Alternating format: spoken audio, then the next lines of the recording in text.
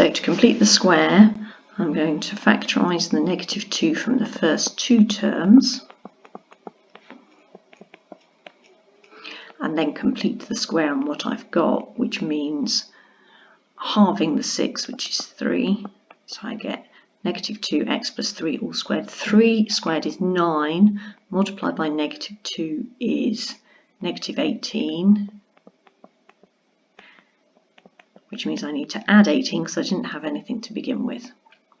Then I can start doing inverses. The opposite of add is subtract.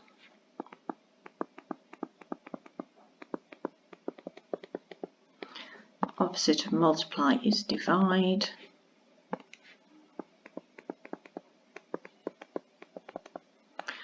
Opposite of square is square root. Remembering that there are two square roots, so it's either +3 or -3, and then I get my final solution. So either x is 0 or x is -6.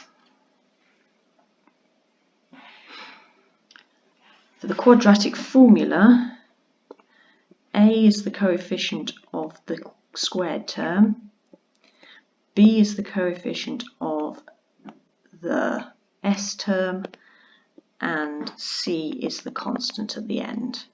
And the quadratic formula is -b plus or minus the square root of b squared minus 4ac all over 2a. So in this case, -8 plus or minus the square root of -8 squared minus 4 lots of 4 lots of 1 all over 2 lots of 4, which is +8 plus or minus the square root of 64 subtract 16 all over 8. So the positive is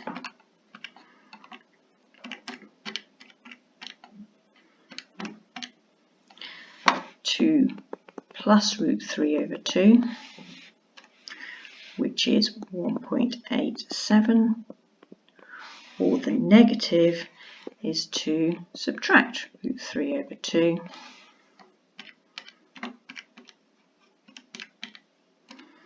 which is 0.134.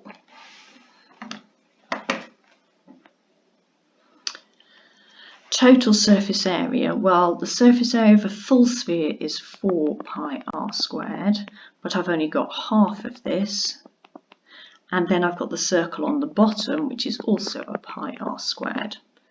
So I've got 2π times 10 squared plus another π times 10 squared, which is 300π, which is 942 centimeters squared to 3 significant figures.